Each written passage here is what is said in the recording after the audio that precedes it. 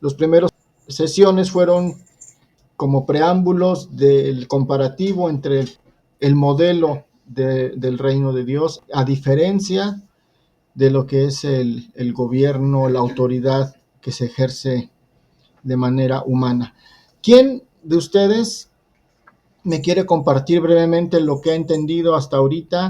Sí, hermano, yo estuve repasando los 4 estudios y yo llegué a una conclusión porque anteriormente yo escuchaba igual que era el reino de Dios, pero no sabía cómo explicarlo o realmente no tenía una idea concreta. Pero escuchando todo, yo entendí que el reino de Dios es permanecer en Cristo, es estar tener una vida llena de Él. Pues tenemos muchas maneras, ¿verdad?, de tener una comunión con Él día a día, que hemos visto que es por medio de la oración, de la palabra de Dios, al hacer sus obras, el servirle, el tener una vida llena de Él, el estar, como decía en el último estudio, estar sujetos a Cristo como una vid. Él es la vid y nosotros somos los pámpanos. Y también lo que me agradó mucho del último estudio es el comparativo que tuvo del Salmo 1, donde dice que bienaventurado el varón, ¿verdad?, que no camina que no está en camino de pecadores, está plantado junto a corrientes de agua, que ese árbol da su fruto a su tiempo y su hoja no cae y todo lo que hace prosperará. Pero es eso, estar permanentemente en Cristo. Eso es lo que yo llegué a la conclusión. Gracias, hermano. Muy bien. ¿Qué otra cosa se acuerdan? Sobre todo en el contraste que hicimos de lo que es un reino en un sentido humanamente hablando, ¿verdad? Y vimos que el reino de Dios es otra cosa completamente diferente. ¿Se acuerdan cuáles serán esas diferencias? Adelante, a ver. Bueno, lo que yo me acuerdo es que estuvimos viendo el reino orgánico. Estuvimos viendo Lucas 13:19, donde dice que es semejante al grano de mostaza que un hombre tomó y sembró en su huerto y creció y se hizo árbol grande y las aves del cielo anidaban en sus ramas. Ahí vemos cómo una pequeña semillita puede explotar toda su grandeza, toda su plenitud. Todo lo que Dios ha puesto en esa plantita florece, así como el árbol plantado, ¿verdad?, como decía nuestra hermana Edith, en corrientes de agua, sigue creciendo y creciendo. Y así como decía nuestra hermana Edith, que así somos nosotros. Si nosotros nos nutrimos de su palabra, de su oración, vamos a ser como esos árboles plantados junto a arroyos. Pero siempre debemos de estar firmes, que nada nos tambalee, sino que solamente Cristo y yo seamos uno. Eso entendí. Muy bien, ya vamos desenterrando, ¿verdad? Ideas, conceptos de lo que hemos estado viendo. Muy bien. ¿Quién más se acuerda? ¿Quién dice yo? Yo. A ver, sí, hermana. Es algo muy diferente a lo que la gente cree o a la que la gente creyó en ese tiempo, lo que es el reino de Dios y el reino de los hombres. Muy diferente, porque en el reino de los hombres el poder era del rey y el rey iba a poseer todo lo que a él se le diera la gana y a hacer lo que se le diera la gana también, con las siembras, con las personas, con todo. Y aquí el reino de Dios estamos involucrados todos. Y es algo muy hermoso, es algo muy satisfactorio para todos y es algo muy parejo. Muy bien, hermana, muchas gracias. Ya estamos complementando las ideas, creo que se está comprendiendo pues relativamente bien, ¿verdad? ¿Alguien más tiene algo que comentar de lo que ha entendido? Ok. Les decía yo que la sesión 3 ya aterrizamos de manera un poco más concreta el concepto de Jesús, o sea, el anuncio del Evangelio es el reino de Dios, pero ese reino que viene anunciando Jesús a través del Evangelio vino a ser un contraste con lo que se esperaba. Ellos esperaban un reino humano, y este reino humano tenía que ver con alguien empoderado. Ese Mesías, ese ungido de Dios, era alguien que iba a gobernar, pero obviamente antes de gobernar, pues tenía que derrotar a sus enemigos, que en este caso eran los romanos, y entonces el Mesías se levantó con una expectativa de un líder pues militar, un líder político, alguien que iba a derrocar a los romanos y que iba a traer nuevamente el esplendor de la gloria del pueblo de Israel, como cuando se vivió en los tiempos de David, que fue el rey que simboliza la grandeza monárquica del periodo el periodo más bonito del pueblo de Israel. Pero Jesús no vino a presentar eso. Jesús vino a presentar algo completamente diferente. Incluso les decíamos que hasta la fecha el pueblo judío no reconoce a Jesús como Mesías porque no trajo esa liberación política, humana, militar que esperaban. Entonces dicen, pues no, él no es, y siguen esperando ese Mesías. Y lo que dice nuestra hermana Reinita es muy interesante. Estábamos viendo 1 Samuel 8, donde el pueblo le pide a Samuel un rey, y Dios le dice a Samuel, ok, dales lo que pide, pero diles qué significa tener un rey como el resto de las naciones. Es un rey humano. ¿Qué significa eso?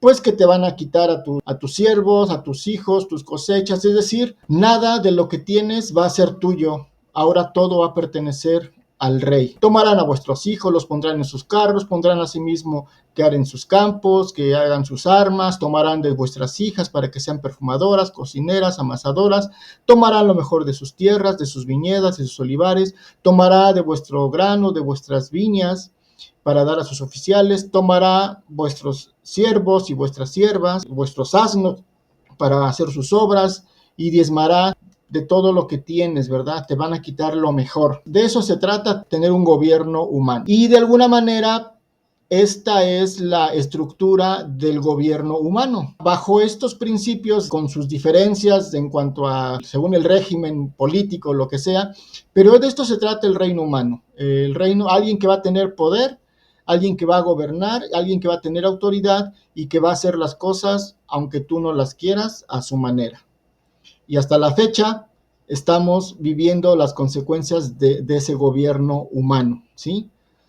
Lo que venía a decir Jesús era completamente diferente. Vimos el contraste en esta cita cuando los hijos de Zebedeo le piden poder. Les dice Jesús, esto es importante, vean lo que él dice en el versículo 42. Mas Jesús llamándoles les dijo, sabéis que los que son tenidos por gobernantes de las naciones se enseñorean de ellas y sus grandes ejercen sobre ellas potestad.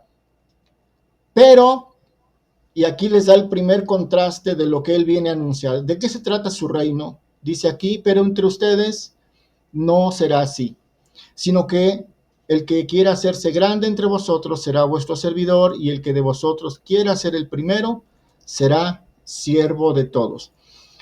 Esta es una de las bases que fundamenta el reino de Dios. Nosotros tradicionalmente lo entendemos como el ser humildes, como el ser serviciales, y está bien, eso es bueno, pero es mucho más que eso. Y aquí es donde estábamos hablando del reino orgánico.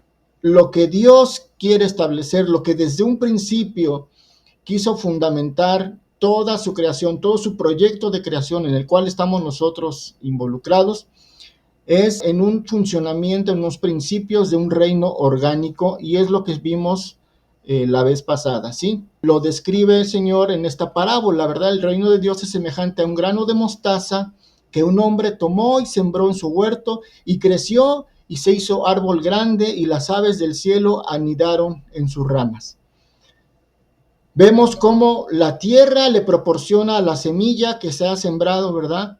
La posibilidad de ser plena, ¿sí? De todo aquello que una semilla tiene latente en su interior, la grandeza de una planta, cualquier árbol que está contenida esa grandeza en una semilla, el conectarse a la tierra le da todos los nutrientes, todo lo necesario, ¿verdad? Para que desarrolle el potencial que tiene adentro, para lo cual fue hecha esa semilla. Es el principio orgánico del reino de Dios. El Señor, como esa tierra que provee plenitud a todo aquello que se cimienta en él. Por eso Él, como el más grande y el mayor de todos, es el que provee, es el que da de sí, es el que sirve a los demás. ¿Sí? No estamos simplemente hablando de humildad y de servicio, sino de un principio en el que primeramente Dios, siendo el mayor y siendo lo más grande, perfecto y pleno que hay, Él imparte su propia plenitud a través de todas esas vínculos y conexiones en su reino, con el que Él se hace parte de nosotros y nos regala su plenitud.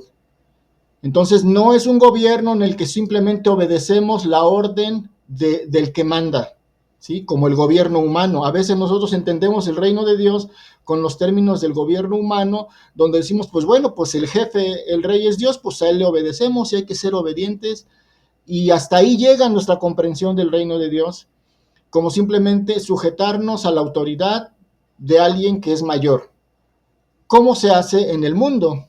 Y a veces entendemos el reino de Dios en los términos del gobierno del mundo, pero realmente eso queda muy, muy limitado. Estamos teniendo una visión completamente opacada de lo que realmente es. El Salmo 1, en el verso 3 específicamente, donde habla de esta persona que es bienaventurada, de esta persona que ha sabido encontrar en el deleite de ese manantial que es la palabra de Dios, ha sabido encontrar ahí todo lo que lo hace pleno. Sí, es como un árbol que está plantado junto a corrientes de aguas, que da su fruto a su tiempo y sus hojas no caen, y todo lo que hace prosperará. ¿Por qué? Porque está enraizado en esa tierra, ¿verdad? Haciendo ese ejemplo de que Dios es esa base, ¿verdad? Que nos da plenitud, y si estamos enraizados y sembrados en Él, vamos a tener todo lo que necesitamos para ser plenos conforme a los propósitos para el cual Él nos creó. Como un árbol que no le falta nada, ¿verdad? Si está plantado, tiene tierra, recibe los rayos del sol y junto está corriendo agua. Entonces tiene agua, tiene sol, tiene tierra, ese árbol es pleno.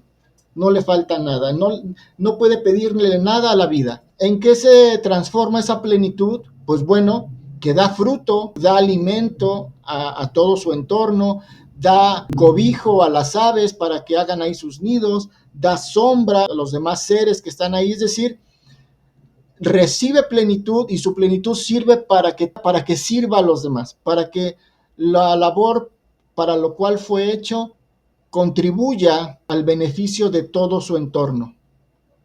Para eso quiere Dios que seamos plenos y para eso quiere que tengamos en Él una permanencia en el que podamos desarrollar todo aquello que Él puso en nosotros para que seamos plenos, para que hagamos la función para la cual fuimos hechos. Y si nos damos cuenta, es mucho más que simplemente seguir las órdenes de alguien que nos ordena, ¿sí? Ustedes hagan esto, ustedes no hagan esto, tienes que hacer esto, esfuérzate en esto, en el sentido de un gobierno humano. Es mucho más que eso.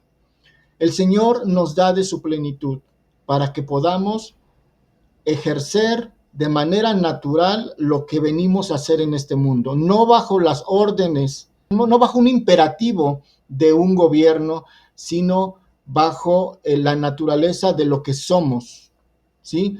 Por eso es importante entender quiénes somos en Él y cómo es que su reino nos absorbe, nos alcanza. Vimos la visión de Daniel, donde el rey recibe la visión de él mismo como un árbol, ¿sí? Como un árbol que da plenitud y que da alimento, y que toda carne se alimenta de lo que él provee, y da sombra a las bestias y da cobijo a las aves. Y es un árbol enorme. Y está diciéndole el Señor al rey: tienes que ver tu reino como yo lo veo. Y deja de estar pensando que solamente tú eres lo más importante como monarca, como rey, como gobernador, que tú eres lo máximo, porque eso es lo que tenía el rey, ¿verdad? Esa soberbia. Y vimos el verso 31, donde dice que aún estaba la palabra en la boca del rey, que estaba diciendo: oh, qué Babilonia grande todo esto es por mí, porque yo soy, wow, maravilloso. Todavía no terminaba de hablar cuando se escucha una voz del cielo que le dice: a ti, rey Nabucodonosor, se te ha quitado tu reino. Conocemos, ¿verdad?, la historia, cuando el rey pierde el sentido y se comporta y vive 7 años como una de las criaturas que estaba a la sombra de ese árbol grande. Finalmente vimos este resumen: el reino de Dios funcionando como si fuera esa tierra donde puedes sembrar miles de semillas de todas las especies, y estas semillas pueden germinar, crecer y desarrollarse con plenitud.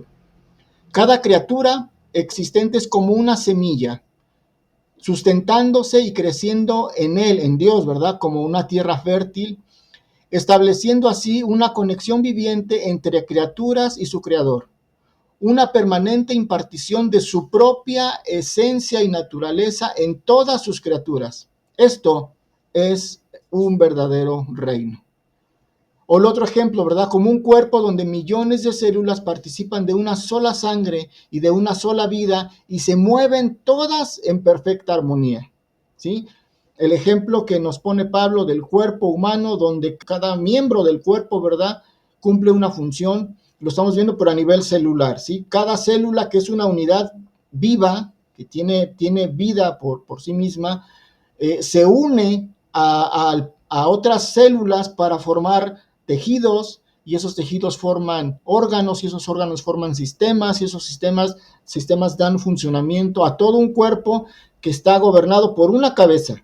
Y nosotros somos un cuerpo que está gobernado por una cabeza, que es Cristo, ¿sí? El Señor pone el ejemplo en la creación, en la naturaleza, cómo funciona en armonía nuestras células, cómo en un ecosistema cada ser tiene su función, y esa función, al hacerla, beneficia y afecta, ya sea positiva o negativamente, dependiendo, ¿verdad?, todo su entorno. Y todo es una armonía, es un ecosistema donde funciona en armonía todas las cosas, tanto las criaturas como las plantas, como los elementos.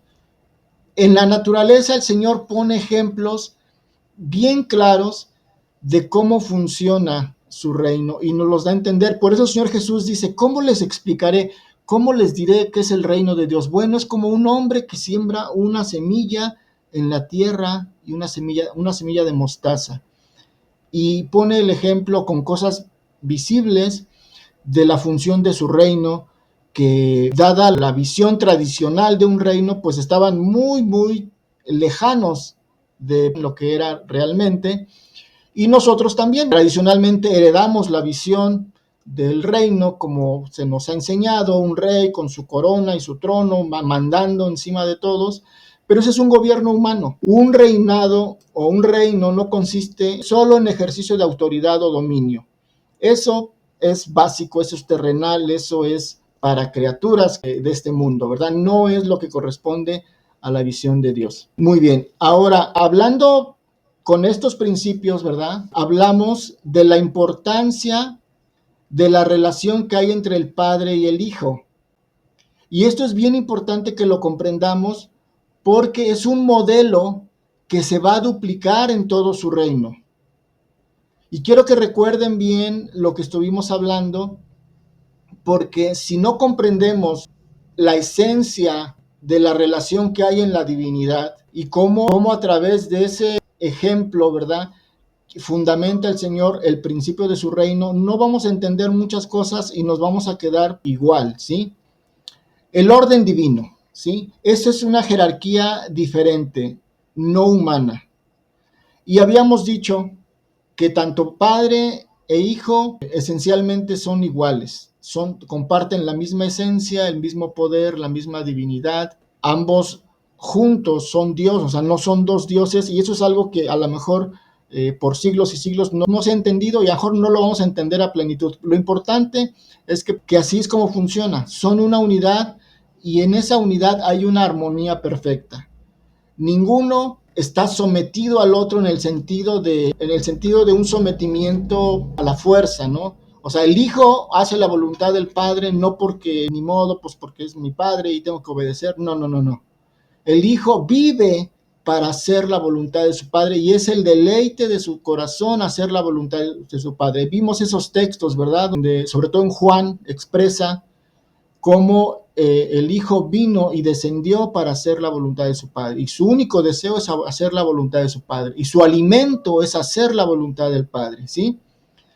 Vimos algunos textos también donde el Padre hace todo para el Hijo y para deleitar al Hijo. Todo lo que existe lo hizo por Él, por medio de Él y para Él, ¿sí? Toda su creación y todo su proyecto de creación la hizo para dársela al Hijo, para que Él la administre, para que Él sea el soberano, no solamente el creador, porque Él creó todo, ¿verdad? El Hijo creó todo por órdenes del Padre, o el Padre creó todo a través del Hijo, y Él siendo el creador de todo, también es el soberano que recibe la adoración de las criaturas juntamente con el Padre. De hecho, lo dice Pablo, ¿verdad? Que toda rodilla se doble, que toda lengua confiese que Jesucristo es Señor para gloria del Padre. O sea, el que da honra al Hijo, da honra al Padre. O el Padre le agradó recibir honra a través de honrar al Hijo. Es decir, hay una armonía completa donde no hay rivalidad, donde no hay competencia, donde no hay alguna cuestión de que pues yo no quiero, yo pensaba otra cosa, o por qué no mejor lo hacemos de otra manera. No, esto es una armonía que es difícil comprenderla en términos humanos porque nosotros, como humanos, ¿verdad? Normalmente, donde hay dos líderes, donde hay dos personas que están en la cabeza y que necesitan tomar decisiones, a lo mejor por un tiempo pueda funcionar y por un tiempo haya armonía, pero tarde o temprano va a haber enfrentamientos, va a haber un choque, va a haber una cuestión de hacer un equipito, de no, pues es que yo mejor me voy con fulanito, yo con sultanito, yo estoy a favor de uno, yo estoy a favor del otro, es decir, siempre, tarde o temprano va a haber alguna tensión, alguna división, algún enfrentamiento, alguna rivalidad. Humanamente así es como funcionamos. Es muy difícil, prácticamente imposible, que funcionemos en una armonía completa como la del Padre y el Hijo. Esto ya lo vimos en la sesión 3, me parece, no sé si en la 3 o en la 2, pero lo quiero recordar porque es parte de los principios del reino de Dios que el Señor quiere duplicar aquí en la tierra. Acuérdense la oración de Cristo, ¿verdad? Que así como en el cielo suceda en la tierra. Que tu reino venga aquí, es decir, que se manifieste así como en el cielo se hace tu voluntad, de esa manera, con esos principios, con esa funcionalidad, que así se haga en la tierra. Lo que quiere el Señor a través de nosotros es que su reino esté aquí en la tierra, ¿sí? Que se manifieste aquí en la tierra. ¿Cómo se va a manifestar? Bueno, el Señor ha puesto un orden divino, ¿sí? Habíamos dicho, aunque los dos comparten la misma autoridad, la misma naturaleza, el mismo poder, atributos, ¿sí? Hay un Padre y hay un Hijo, es decir, hay un orden, ¿sí? Donde el Padre está por encima. Es un principio de orden que obedece a una jerarquía diferente a la humana. No estamos hablando de autoridad en el sentido del gobierno humano, ¿verdad? Un sometimiento donde yo soy el que manda y tú obedeces, quieras o no, y la imposición, ¿verdad? Lo que habla el Señor Jesús que sucede en el mundo, ¿verdad? En el mundo los gobernantes ejercen autoridad y señorean, es decir, de que imponen su autoridad tiene que ver con, pues eso, con imposición. En el orden divino no existe esa manera, ¿sí? Simplemente es un orden porque debe haber, ¿verdad?, una cabeza. En este caso, el padre, que es el que diseña todo en su mente, ¿verdad? Y se lo da al hijo para que él ejecute toda la voluntad del padre. Es un orden funcional, pero en ese orden funcional hay una armonía, ¿sí? No hay un sometimiento en el sentido de imposición. Y el padre hace todo para su hijo, para gloria de su hijo, y el hijo hace todo para agradar a su padre, ¿sí? Quiero que entendamos bien esa armonía, y dentro de esa armonía sí hay una jerarquía, pero no tiene que ver con la jerarquía humana, sino simplemente el orden divino. Ahora, ¿cómo es que el Señor quiere que todo lo que sucede en el cielo, así como sucede en el cielo, suceda en la tierra, y que su reino venga a nosotros? Aquí está, esto es bien importante, mis hermanos. El orden en el reino de Dios tiene una jerarquía funcional que no es la jerarquía humana. La relación entre el Padre y el Hijo es el modelo que se duplica en su creación. ¿De qué manera duplica la divinidad, verdad? Esa relación que hay entre el Padre y el Hijo para que sea funcional su reino en la tierra. Bueno, de varias maneras. La primera es la familia como el modelo de su pueblo, y dentro de esta misma familia, ¿verdad?, la estructura de la familia, está el matrimonio. El matrimonio como modelo de la unidad entre Cristo y la iglesia. Esto no lo vamos a desarrollar completamente, pero quiero que tengan la idea, ¿sí? El Señor hizo funcionar la sociedad humana a través de la unidad, que es la familia, y el núcleo de esa familia es una pareja, ¿sí? Y una pareja es el duplicado de la armonía que hay entre el Padre y el Hijo. Lo vimos también en la sesión 3, porque así como el Padre y el Hijo son uno, y estamos llamados a ser uno juntamente entre nosotros con ellos, de la misma manera, el modelo que se duplica, ¿verdad?, en esa armonía divina, el Señor lo pone para que se establezca en la tierra, ¿sí? Y entonces hizo dormir a Adán y sacó de su costilla, de su costado, ¿verdad? Y con eso formó a su mujer, a Eva.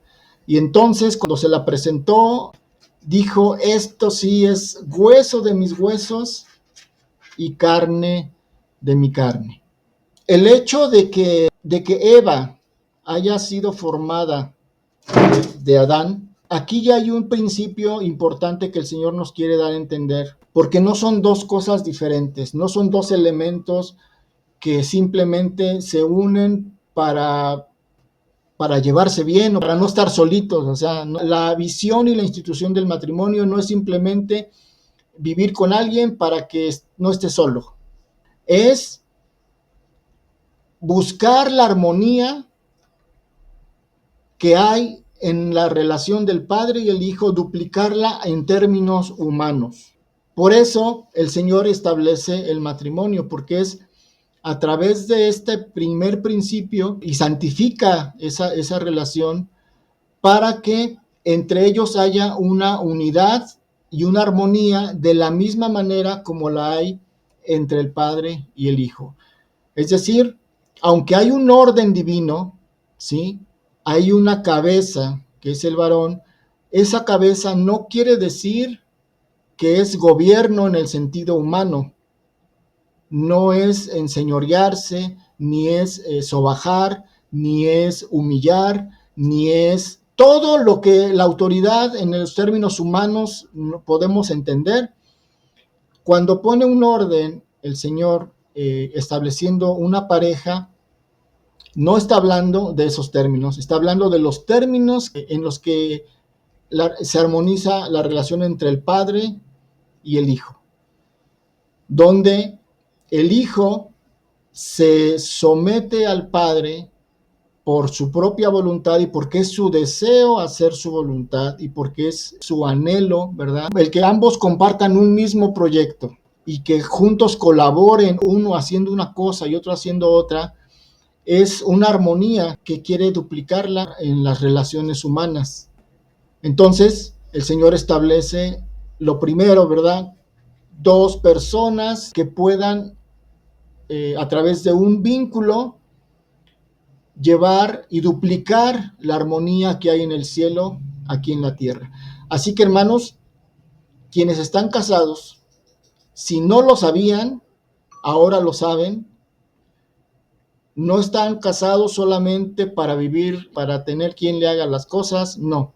Su matrimonio, mis hermanos, está bendecido por Dios para duplicar la armonía que hay entre el Padre y el Hijo, que sucede en el cielo, duplicar esa armonía en la tierra, ¿sí? Para anunciar que el Padre y el Hijo son uno y que su reino consiste en un ejercicio no de autoridad, sino de amor, en el cual comparten un mismo proyecto, con el mismo anhelo. Para eso es que fundó el matrimonio, mis hermanos. Ahora tenemos que entender, ¿verdad? Si eso no lo sabíamos, si eso no nos lo dijeron, si en las pláticas prematrimoniales, si tuvimos, no nos dijeron nada de eso, ahorita lo estamos sabiendo y ahorita estamos dándonos cuenta para qué es que el Señor permitió este proyecto, esta institución del matrimonio. Por eso es tan importante que podamos nosotros entender estos principios del reino de Dios, porque el Señor se imparte a sí mismo a través de toda su creación, y estos principios con los que Él trabaja, en este caso con la armonía entre el Padre y el Hijo, en armonía en la divinidad, son los mismos principios que nosotros duplicamos al ser parte de su reino aquí en la tierra. Por eso, si ustedes leen las parábolas respecto al reino de Dios, tiene que ver con el compartir el anhelo por un proyecto común que hace que se me quite el interés de cualquier proyecto individual y unir mi vida y en un interés genuino y común con un proyecto común entre dos personas. Eso es el matrimonio, mis hermanos. No es negociar y ver qué individualidad yo tengo y qué tanto vas a respetar mi individualidad, sino es fusionarse en un solo proyecto. Que ambos tengan una misma visión, un solo proyecto, y sobre todo, mis hermanos, acuérdense de la visión de la plenitud, ¿sí? Si yo soy la cabeza, como en este matrimonio, ¿verdad? Como varón, mi principal función como el mayor es servir. Es decir, yo voy a hacer esa tierra fértil en donde tanto mi esposa como mis hijos encuentren todo lo necesario para ser plenos. Yo voy a proveer como esa tierra fértil en donde se siembran las semillas, todo lo indispensable para que tanto mi esposa como mis hijos cumplan el propósito para el cual el Señor los creó, en el proyecto de Dios y en su vida personal, que es una sola cosa, es un solo proyecto. El papel del varón y la autoridad, ¿verdad? No es ser el que manda y no ser el que dice a mí me obedecen y yo lo que digo, eso se hace. No, eso es gobierno humano y eso a Dios no le interesa. ¿Qué sí le interesa? Bueno, el ejercicio de autoridad es ser el proveedor de esa plenitud. Que de mi cuenta corra, ¿verdad? Que si para algo fuiste hecho, si para algo fue hecho mi hijo, mis hijas, mi familia, mi esposa, en el proyecto de Dios, en mí encuentren todo lo necesario para facilitarles esa plenitud. Varones, eso es llevar el reino de Dios aquí en la tierra, así como sucede en el cielo. Estamos anunciando cómo funciona el reino de Dios con nuestra propia vida, ¿sí? De la misma manera, la esposa, ¿verdad? Así como el hijo hace suyo el proyecto de su padre y su anhelo es hacer la voluntad de su padre porque están compartiendo un mismo proyecto, es fusionarse en un mismo proyecto, ¿verdad? Y hacer juntos con esa pasión y con ese deseo. No es que, ay, pues bueno, yo te voy a ayudar, pero pues después yo hago mis cosas porque yo tengo mis cosas y aparte es lo tuyo. O sea, pero pues a ver en qué te puedo ayudar y yo sigo con lo mío. No, aquí no hay dos proyectos diferentes ni dos cosas. Es fusionar en una sola y tener todo el anhelo en realizar este anhelo en común. No es tú y yo, sino es un nosotros. No son tus cosas y mis cosas, sino son nuestras cosas, nuestro proyecto, nuestra vida, nuestra familia, en el cual ambos tienen un compromiso al 100%. O sea, no dice el hijo, pues yo voy a darme mi tiempecito, voy a hacer lo posible por hacer la voluntad de mi padre y después hago yo mis propias cosas y mis proyectos. No existe la voluntad del hijo. La voluntad del hijo es la voluntad del padre, 100%. Es un reto y hay que desarrollarlo bien.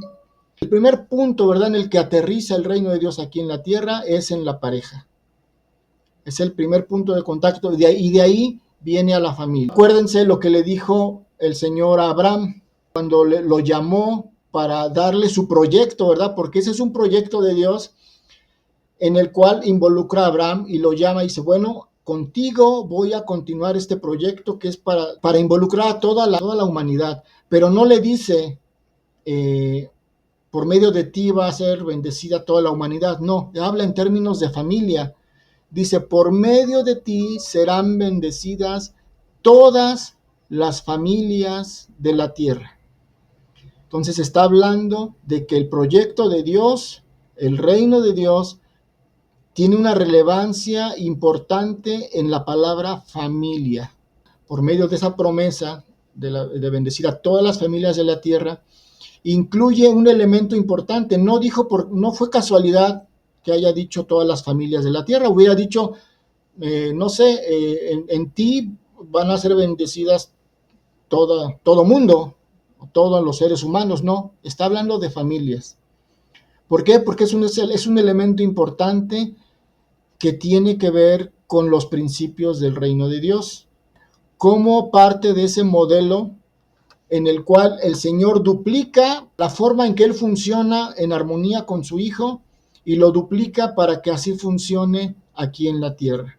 Y vuelvo a repetir, acuérdense la oración de Jesús, ¿verdad?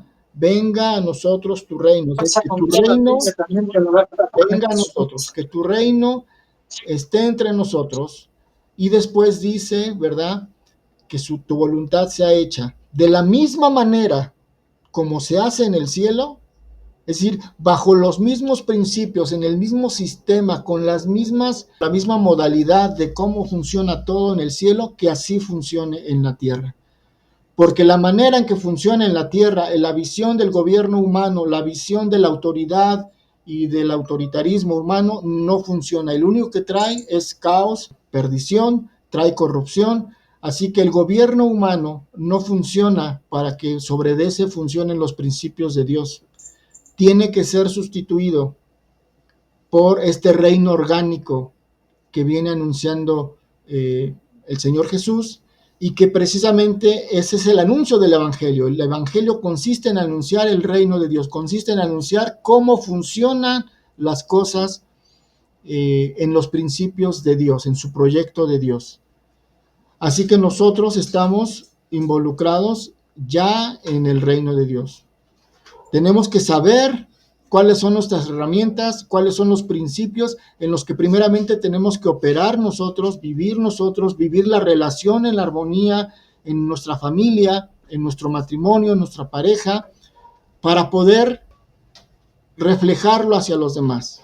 Yo no puedo ir a anunciar y predicar y sacar mi Biblia y anunciar algo que primeramente no sustenta mi vida, que no lo estoy viviendo, que no lo estoy experimentando, porque estaríamos como los fariseos, ¿verdad? Donde el Señor les dijo, bueno, hagan lo que ellos dicen, pero no hagan lo que ellos hacen.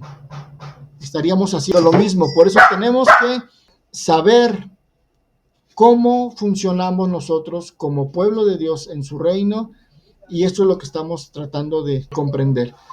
Así que bueno, voy a dejarle hasta ahí. Vamos a orar para terminar, son las 9. Quiero aprovechar mi hermana Liz, que está por aquí. Si nos puedes despedir, Liz, en oración para terminar nuestro estudio de esta noche. Claro que sí. Oremos, hermanos. Papito Dios, bendito seas.